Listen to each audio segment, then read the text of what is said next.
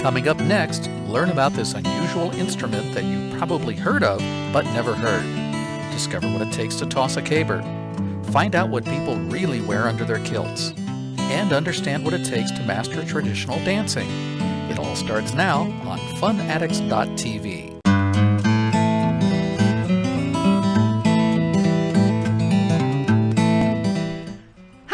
Joni, and this is a fantastic day to have some fun. What do you think, hon? Absolutely. My name's Rich, and today we're going to the 40th annual Monterey Scottish Games and Celtic Festival. And I hope we're going to hear some bagpipes playing and maybe learn how to dance a few jigs. I'm looking forward to tasting some interesting food. Have you ever heard of haggis? Ooh, yes, but I'm not sure I'm up to trying that, hon. You know how I don't like trying new foods. Well, I know you like to try new clothes, and we're going to be taking a look at kilts. I've always wondered what they wear underneath kilts. I think I got an idea what's underneath them, hon. You think so? Oh, yeah, I'm just a wee bit Irish. Well, let's find out how Irish you are. Even though we're at the Scottish Games, there are some things that relate to Ireland, too. So let's go ahead and take a look and find out what that is. Let's.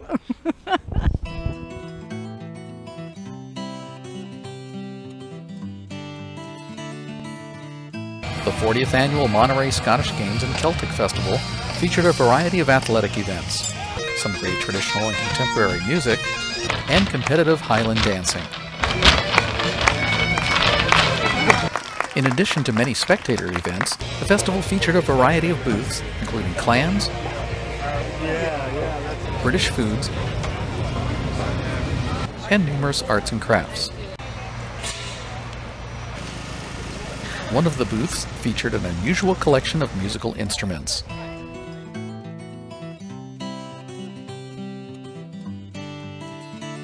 Hi, we're here this afternoon with Sean, and Sean, I noticed as we walk by here a few times, it gets a crowd gathering around because of all these interesting looking musical instruments you have here, and it sounds like you've been playing all day. And my first question is, can you play all these instruments that we see here? Yes, I can. So how long have you been playing these bagpipes? They're mostly, I guess, they're all wind instruments. I started out in playing clarinet in seventh grade, and then I ended up getting the Scottish bagpipes in 1970, and it's been downhill from there.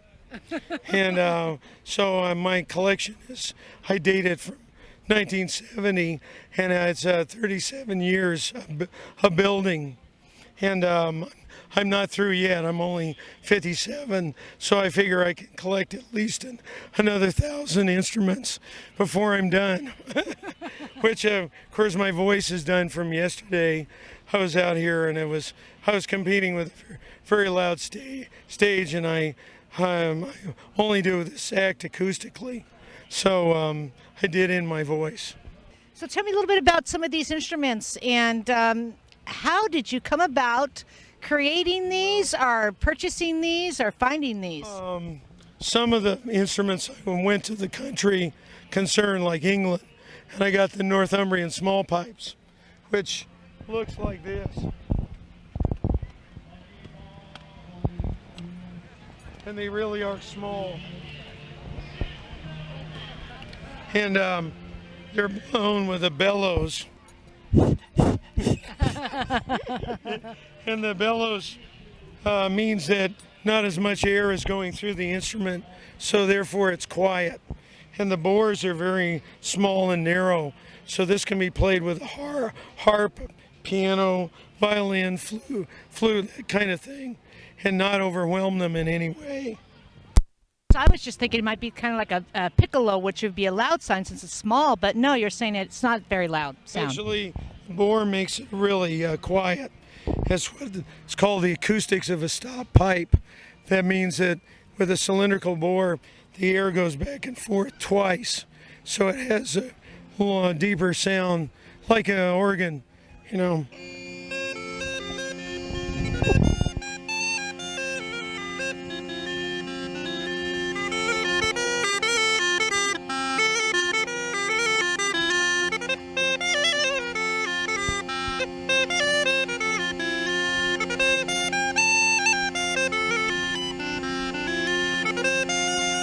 So this is my first pipe with a bellows, and that was 1973. And I guess you upgraded since then, huh? Oh yeah. And then I started playing the accordion, piano accordion, in about the 72. I was teaching music at Robert Louis Stevenson, and one of the rich kids left behind this beautiful old accordion from 1936, this New York Special Excelsior accordion.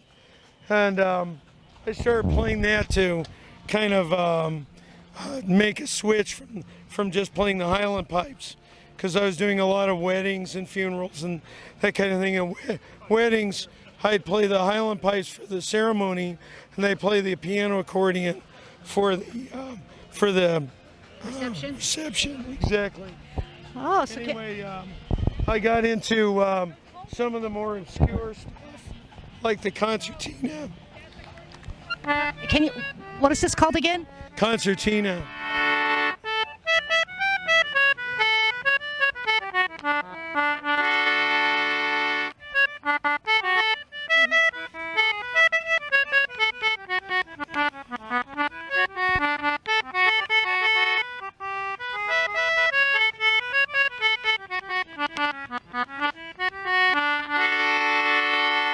And then this is Nice sound, nice sound. this kind of accordion here, which is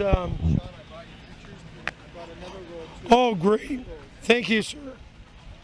So anyway, this is made in Italy about 1900, and it was bought by an American soldier in 1945 at the Paris flea market, and his son gave it to me in 1991.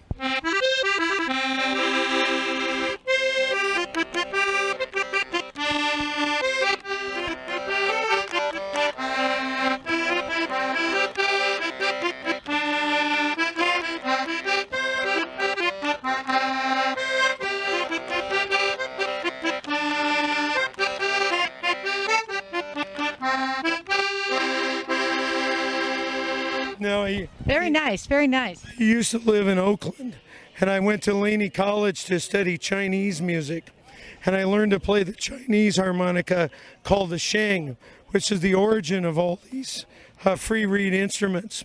A free reed is basically a reed in a frame that doesn't beat against everything. So like a bagpipe, you have either single beating reeds like a saxophone, or you have double reeds like an oboe. But free reed instruments, well, actually, they start with the Jew's harp, and the Jew's harp is basically a tongue and a frame. So down at the bottom of each one of these pipes is single beating reed like that, which so we put this inside the wind chest, and this is actually from the Hmong people. This is called the Raj Quiche.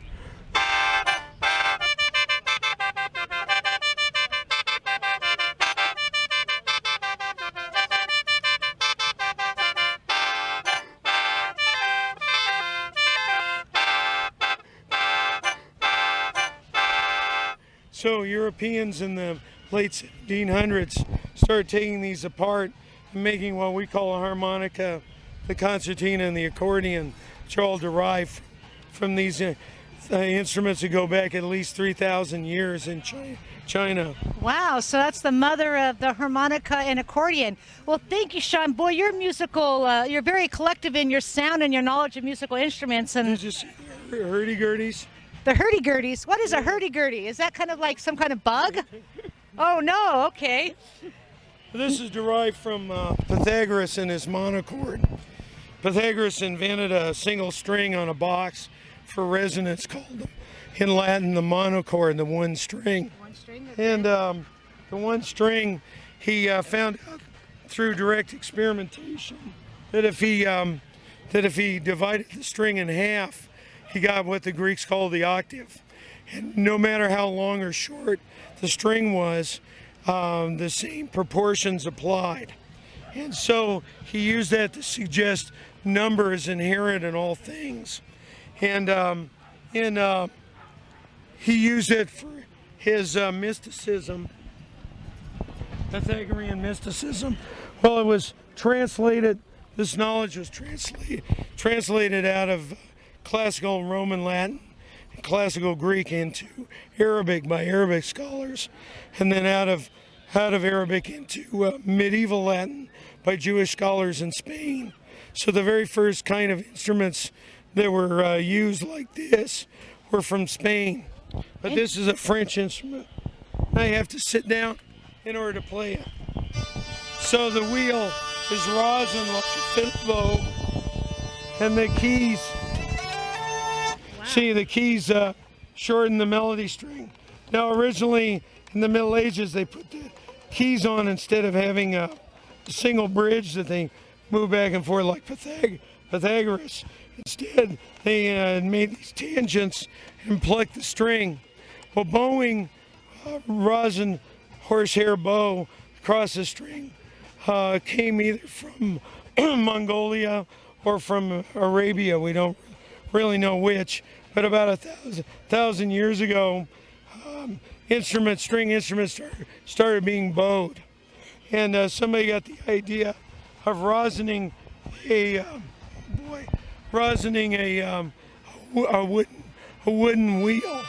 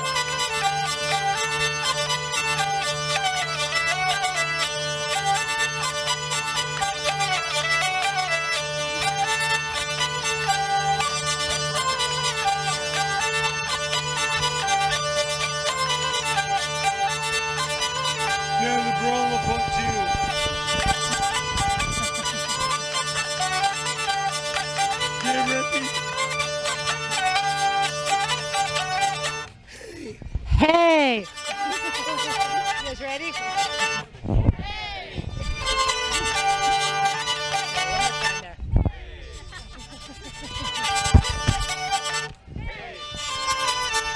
Hey! Thank you so much. Excellent. Thank you so much. I hope you get your voice back soon, but definitely have your musical talent intact this afternoon.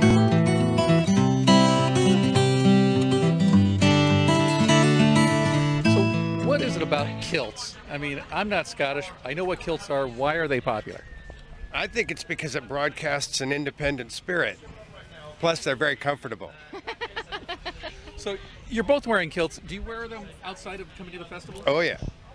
Regularly, yes. Before I got in the business, I was a little heavier and found myself fighting my pants. And to cut the middle of a pair of them out was in the quest for a more comfortable garment. You probably don't have that experience fighting your attire. And found my way to wearing kilts. And my wife and children were a little bit shy in the beginning, but they came around soon. It's been about 5 years. I have a photo of myself somewhere around here of me 50 years ago with my grandfather wearing one. When I was just a little boy, his name was Scotty also. Right, we come by this through our family. Our grandmother, Janet Barron, was from Aberdeen, Scotland. So we grew up wearing kilts. She would bring them home to all of us when she took a trip home. Mm-hmm. So what options are there in kilts? I mean, is there a big variety? What makes up a kilt? There are hundreds of tartans. Tartans defined by clans. Ireland and Scotland are a little bit different. Scotland defines themselves by clans, Irish by county. And their tartans are less in Ireland than they are in Scotland. We carry about 15 different tartans. Some are clans, some are, for example, this one is just Scottish Heritage Scottish Heritage tartan. What was your question? Well, just the variety. I mean, and what defines a kilt, I guess? The clan. And there are multiple families within the confines of a clan. What makes up a kilt in terms of the details and such? Is it just a piece of cloth that you wrap around? That's how they started. Now, in the quilting business, I have found there is a Neiman Marcus and there is a Walmart. We try to find ourselves somewhere in the middle. Our general customer can't afford to spend $1,000 for an outfit that he keeps in the closet for 11 months, 3 weeks, and 5 days a year. And if he were to be lucky enough to have that and spilled something on it and ruined it, it'd break his heart. Generally, the people that buy from us have a couple of kids and some car payments and want to be a Scot for a day. And if you do, by chance, hurt your garment, get another one. It's not going to be the end of the world. Right. To answer your question, there are levels in kilts. This, for example, is a ready-made kilt, about 3.5 yards polyester blend. That's sort of the middle of the road. On the high end, you could have a 8-yard kilt with a smaller pleat because you had more fabric, heavier weight wool. You don't want to get it wet. You don't want to spill beer on it. You don't want to drop your cigarette on it. And it's awfully heavy.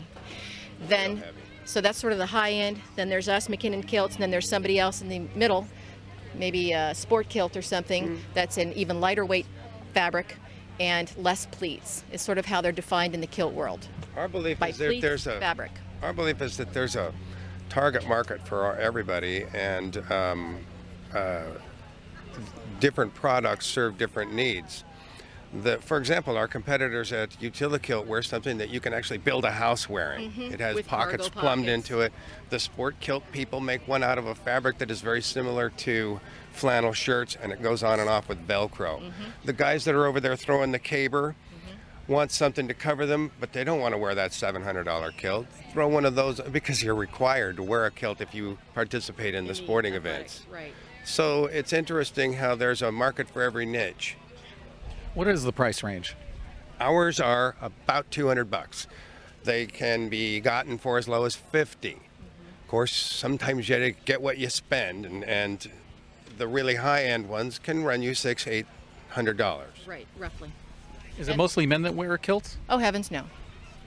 Women too. And for women, we can wear a variety of different kilts. We have some of our workers in what's called a billy kilt, which is for the younger, hipper crowd. Then there's a more modest kilt like this. Ladies can then have a below the knee length and a calf length. And those are considered evening kilts. And my last question, this is the one that I'm always wondered about. What do you wear under the kilt? You're going to laugh. Give me your hand and I'll show you. No. You're blushing. No. Yeah. This is why my wife didn't do the story.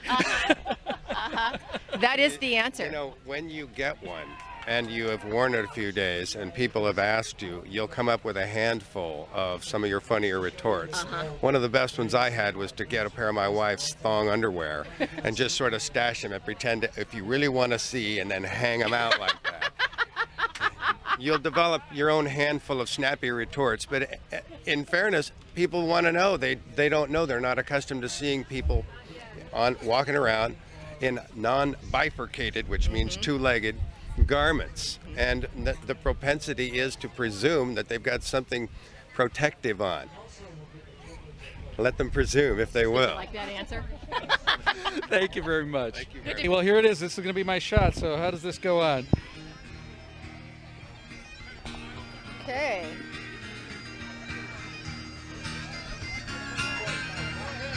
The belts are often known as straps, not always as a buckle.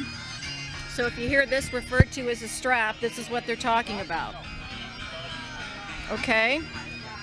Now, generally, once we get you in there, we wiggle it down, get it on your hips right, then tell you to wiggle out of your drawers.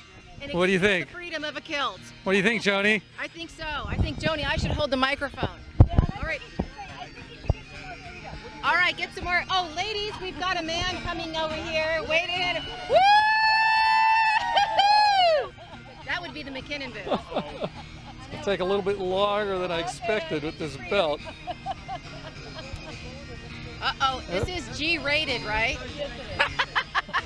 You're married to him, Joni. I don't know. There Okay, we go. Joni. Now wiggle out of him, Mike. Let's see if I can wiggle out of him here. There we go. Shake it, shake it, shake it, shake it, shake it. All right. Woo! Oh yeah, it's definitely How's that feel, much Mike? more comfortable. Now I'm getting to interview Mike. Mike, how does that It's feel? Rich, yeah, but it's good. It's Rich, so do we sell freedom? It is freedom. You do sell freedom. That's good.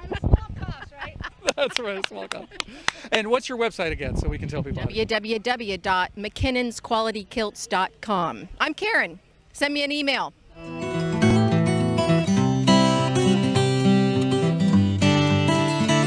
You are one of the dancers that performed and in competition this weekend. Yes, I did. And why don't you tell me your name? My name's Kylena Harper. Okay, Kylena, can you tell me a little bit about how you got into dancing and what type of dancing style you do? Well, I do Highland dancing, and we competed yesterday. I'm a novice, which is a little bit higher up, but it's still in the middle. I started dancing about 3 years ago. We started really getting into our Scottish heritage, and we started getting interested in the kilts and all the background because my mom is Scottish and my dad's Scot-Irish. And we found a teacher that actually lived pretty close to us, and so I started. And I loved it automatically. It's just, dancing is either something you love or you hate. And honestly, Scottish dancing is something that becomes a big part of your life. And competing was something I'd always wanted to do. And competing is so much fun because you get to meet so many different people that are your age or younger or older. And you become such good friends with them, and you see them in most of the competitions. And it's so much fun.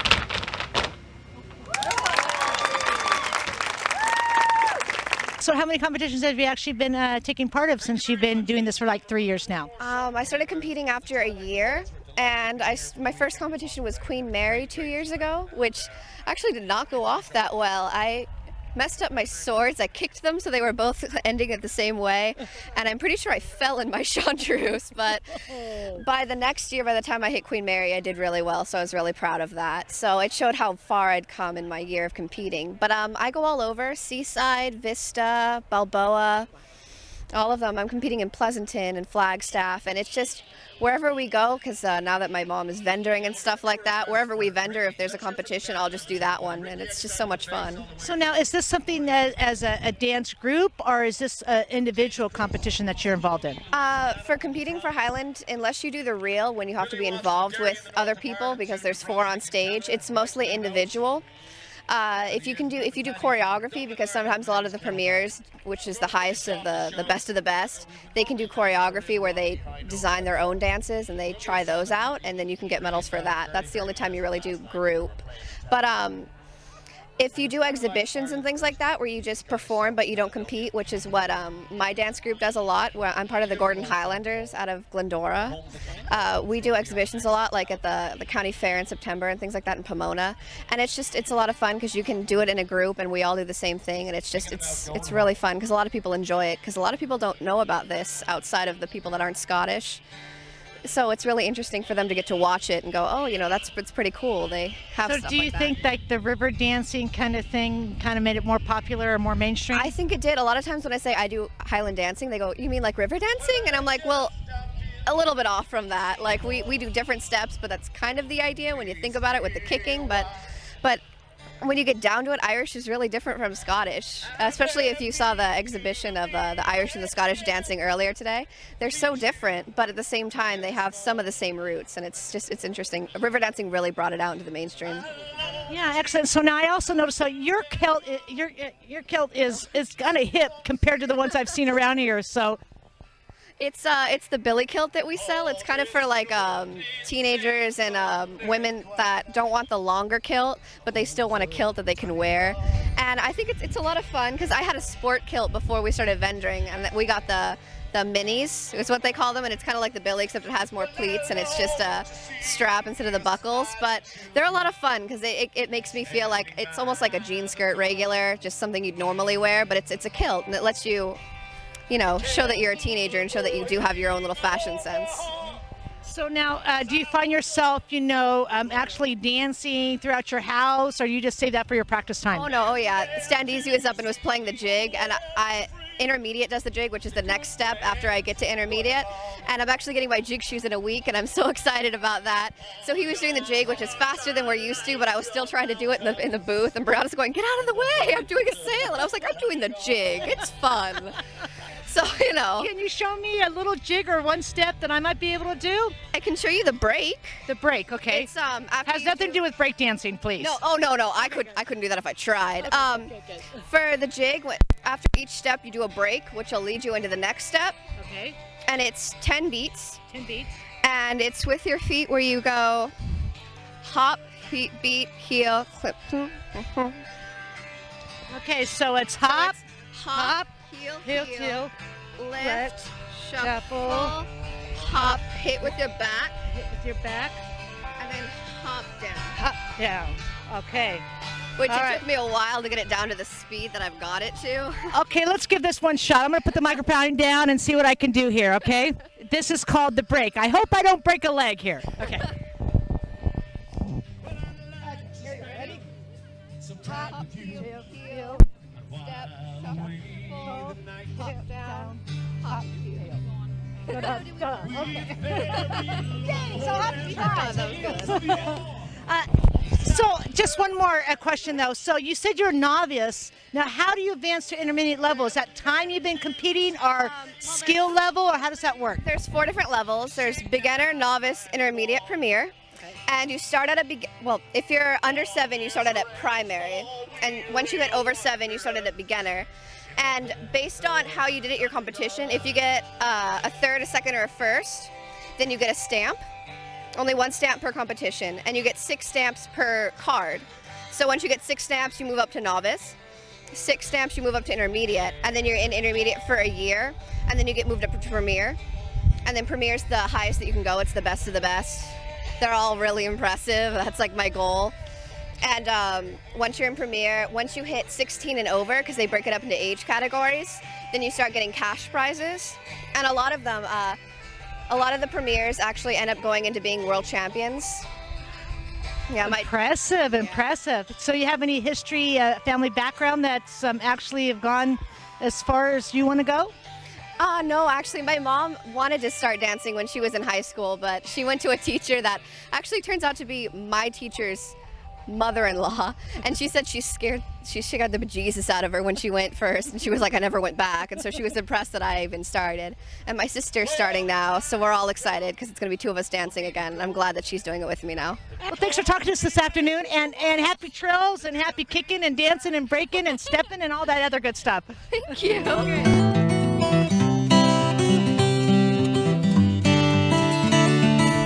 I'm the West Coast distributor for Caledonian Kitchen. We are a nationwide business.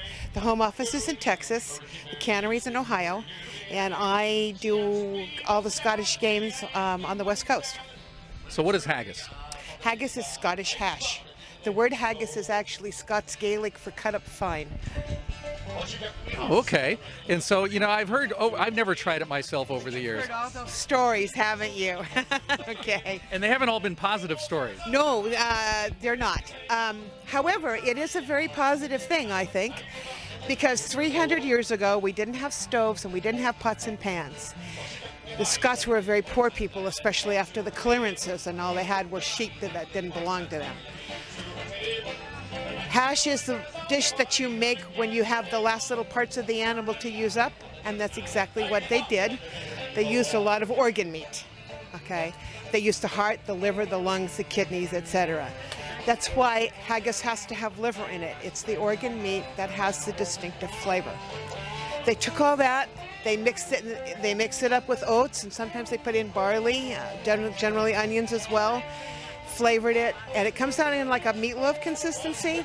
So they put it inside the sheep's stomach, sewed the stomach shut, either steamed it or boiled it, and then cut the stomach open and ate the haggis. It's bloody brilliant when you don't have a stove or a pot or a pan to put on it. So they made the first boil in the bag. So is that how your haggis is made? No, our haggis was made in the cannery. You can't import haggis from Scotland because in Scotland they still put lungs in it, and the USDA does not consider lungs to be edible. So you can't bring haggis in from Scotland. Any haggis that you get in the States is made in the States. Ours only has the liver in it, and it's USDA approved. It's made at the cannery, it's put in the can, and sealed and cooked in the can. Well, if you don't mind, I'd like to try some just to see. I'd love to have you try it. Here. Now this is made with grass-fed Highland beef.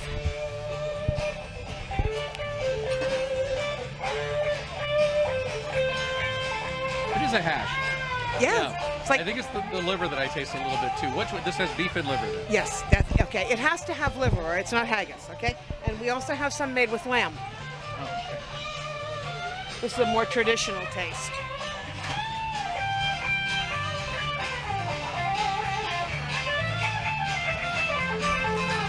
Yeah, I can taste the difference. Okay. So, but it has to have liver or it's not haggis. It has to have meat or it's not haggis. It has to have oats or it's not haggis. And then after that, it's like meatloaf. You're on your own. Okay, here I am. You know me, I don't really like trying interesting foods like my husband here, but I'm going to try some lamb because I do enjoy it. Even if it has a bad taste, I'm still going to enjoy it, I'm sure of it. Okay, here I go. Ugh. Mmm. Mmm. Mmm. That's good. Mmm. It wasn't bad at all. You want to try beef or you want to try Irish stew? Irish stew. Oh, hit me with some Irish stew. Here we go. Made with Guinness. Oh, I hope the alcohol is all burned off. There we go. I don't think so. You don't think so? Oh. There we go. Here we go. Oh, Now, isn't that good? it tastes like beer. Yeah, I gotta tell you. Right in front. Okay, thank you. So how many Scottish games are there that you travel to?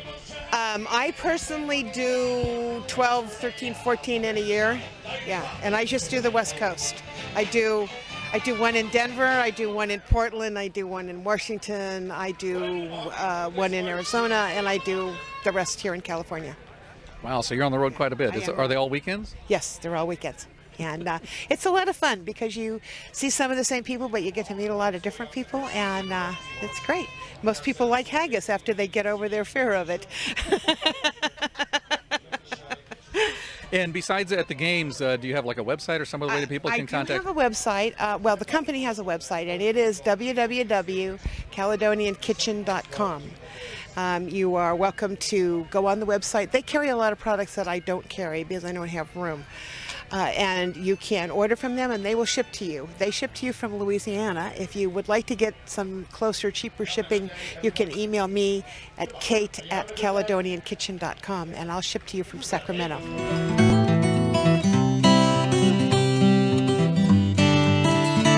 How do you judge these events? Well, there are basically two different kinds of events. The distance events, which are judged by how far the implement is thrown, and then the height events, which are thrown over a bar for height. That's the weight over the bar and the sheaf. The only thing that's not judged on distance or height is the caber, which is judged based on accuracy of how perfectly you turn it over when you flip the caber. So as you turn as you pull on the caber and you get it to flip over in front of you, you want it to land directly in front of you at 12, as if it were at 12 o'clock in a clock face. So it's judged in a clock face system, and the closer you are to 12, the better the throw is. Oh, excellent. So tell me then, do you have a favorite event that you like to watch or judge? Judging, I have to say that my favorite event to watch and judge is the 56 for height, weight for height. It's pretty impressive to see someone throw something that heavy, that high in the air. As an athlete, my favorite event is probably the caber and the hammer. I love the hammer a lot, probably because I'm good at it. So now, as the athletic director, is there training involved, or is this something that somebody just can come out here today to do and say, hey, I want to try this event and get themselves into it? You generally have to sign up in advance, but we do have a novice class. And in fact, today we have one athlete who came by yesterday to the festival, saw what was going on. He said, hey, can I try this? So I said, sure. We have a novice class tomorrow. Just sign up. And he came out and he's throwing today for the first time. And you get kind of on-the-job training. So pretty fun. Now I noticed earlier when I was on the ball of chain, it looked like the form is kind of like a shot put or kind of that kind of thing, or am I too offbeat there? Ball and chain is a little more like throwing a discus. A little more like throwing discus because you're moving your feet and spinning around with this ball and chain. It's actually an event that's thrown in track and field. They throw something similar called the indoor weight, but they throw it more like a wire hammer where they use two hands to hold it instead of one. In the Scottish games, you're only allowed to use one hand to hold the implement. So, which makes it a bit harder in some sense, but on the other hand, it gives you a greater radius, and so you can tend to throw it farther. In fact, Highland gamers are not allowed to throw the 35-pound weight in their style in a track meet because they can generally throw it farther. Now, in terms of the games, what is the record holding? Records in different events vary. For the 56-pound weight, the world record is just short of 50 feet. Now, that's a really impressive feat when you consider most athletes struggle to throw that thing 25 feet. The world record with the 28-pound weight for distance is 96 feet, which is huge. Scottish guy? No. The 96-foot record in the 28-pound weight is held by an Australian guy named Matt Sanford. The 56-pound record is held by an American named Eric Fraser. I believe the only record currently held by a Scot is the heavy hammer record, which is a 22-pound hammer. Bruce Aitken, I think, holds that at about 129 feet. That's pretty impressive. Now, tell me about the games. Now, how did they reflect in how the culture kind of grew up and stuff, and how did these come about?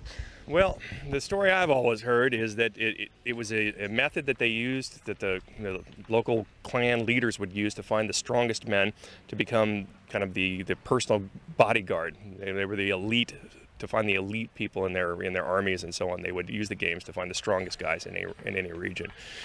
And so they would throw the stones and so on. And many of the other events kind of evolved over time. The weight over the bar, they would use a standard standard weights that they used for weighing things that had handles on them. They would just see how high they could throw them. And the hammer throwing actually started off with blacksmiths, apparently, who just decided to see how far they could throw their sledgehammers. And so they would take actual sledgehammers, go out and throw them. And there are actually pictures of early English kings throwing hammers. Now, how about this telephone pole? Where would that come from? Boy, that's a great question, because there's no real good history on that I know of. There's no definitive answer, and the only one that ever made sense to me was that it was a bunch of drunken Scottish loggers who decided to see if they could flip the pole over. I've heard people say that it was used. It was a technique for flipping a log over a creek so they could cross a creek, but it doesn't make any sense because there's far easier ways to do it than try to pick the thing up and run along with it and flip it. So it only makes sense. Alcohol had to have been involved. Some Guinness of some sort, huh? Absolutely, I think so. So one of the things I was wondering about now, how about women in these type of events? I don't see much out here. We don't have any women today. Yesterday were the women through and the men's professional class through. Okay, so they have to be in separate leagues, or? They are in separate leagues, particularly because the women use slightly lighter weights, although pretty impressive weights that they're throwing as well. They throw a 28-pound weight for a heavy weight for distance and a 14-pound weight for a light weight for distance. The hammer they throw, their heavy hammer is the men's light hammer, and their light hammer is a 12-pound hammer. Their cabers are a little smaller, but and the stones are slightly lighter. But you've got some pretty strong athletes out here among the women. Well, I noticed, though, that they were kind of warriors back when, right? The women did fight? Your guess is as good as mine. Do you think, as an athletic director, you think I have enough muscle power to Yeah, I think you could do this. Oh, yeah. I think we can hook you up. Let's get out there and we'll get some weights. We'll see what you can do. You should have been here yesterday. We had some great women. In fact, one of the women was significantly smaller than you, and she threw phenomenally well. And the other woman is, she's taller than I am. So is it kind of like a crowd pleaser to see those women out there throwing those things around? Oh, absolutely. Yeah, I'd yeah. love to see. Everyone gets to participate. Yeah. We're an equal opportunity sport. There are no weight classes and there's no discrimination. You want to come out here and throw? Come on. We'd love to have you. Oh, excellent, A excellent. lot of camaraderie out there. Now, is there a place where people can go to kind of actually see who are the winners of the events this weekend, so they can track and see who their competition is going to be for the next festival? You can actually come up to the scoring table and talk to the scorer, and you can find out who the winners are. And we right now I'm announcing, and so once we finish doing this, and I go out there and I try and keep the crowd apprised of what's going on. Yesterday I had to announce while I was throwing, which was a little bit difficult. But it was fun too. How'd you do today? I finished. I didn't throw today. I threw yesterday in the professional class, and I finished third, which was a pretty happy day for me. Felt Now, pretty would good. you consider that a bronze? Is that a medal category third, or how does that work? It's a money category in the professional class. In the pro class, you're throwing for prize money, and it's kind of nice to get paid to do this. Oh, and how much cash did you rake in there? I only made 200. You're not going to get rich doing this sport. In fact, I know all the top guys, and I only know 2 of them who are making a living doing this. It's very hard, and that's a lot of travel involved. These guys are going to Scotland, to Australia, to New Zealand. They're traveling all over the world to go to the festivals. And you might make, if you're one of the top 2 in the world, you might make $30,000 or $40,000 in a year. And that doesn't include the fact that you have to pay your own health insurance. So, as a parent, would you recommend parents to get their kids involved in something like this? You can come out to the games, and this games and many other games have a kids game that goes on in the background, and they'll throw cabers, little stones. Sometimes they throw a rubber boot for distance instead of a weight for distance, and a lot of fun. Kids love it. Oh, excellent. It's very family oriented. A lot of fun. And you see a lot of the athletes out here have their kids here on the side of the field cheering along, and as you're standing out there, you'll hear "Go Daddy, go" a lot. So great fun, very family oriented. Excellent, excellent. Well, thanks for talking to us this afternoon. Looks like you got some announcing to do, and looking forward to seeing what those cabers look like.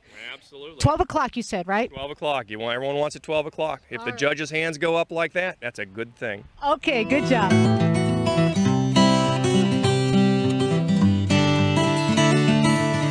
The 40th Annual Monterey Scottish Games and Celtic Festival are over, and in a few minutes our show's going to be over too. I had a good time, hon. This was fun. I really enjoyed learning how to dance the break, but not only that, I love seeing how they tossed that caper. That was pretty amazing. That was, and I enjoyed finally getting a chance to taste haggis, although I don't think I'm going to try it again. I know for sure I'm not going to. They didn't even have any ketchup. One thing that surprised me was that even though I know I'd always drop my pants for Joni whenever she'd ask, I never thought I'd have to be in public.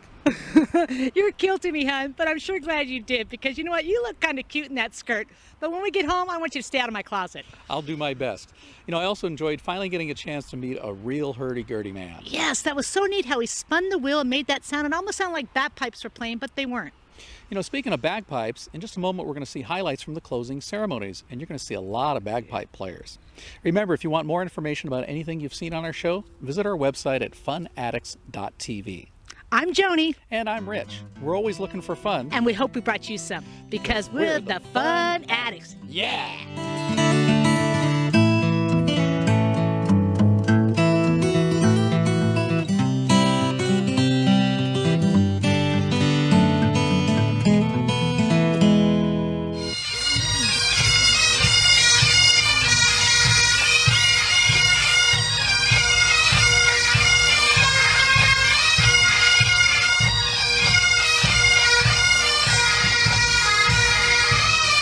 Now we can do better. That's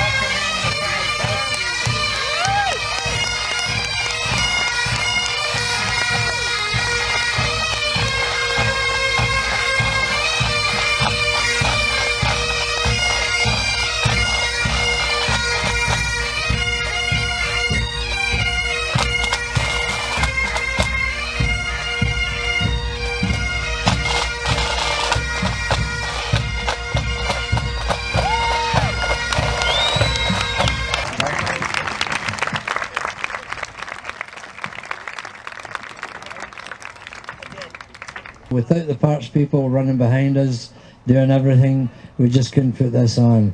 So I just want to thank you all once again, and the pipe band's fantastic. The athletics, everybody that competed, all the competitors, I do want to thank them all. Mass bands, fire the roll! 1, 2.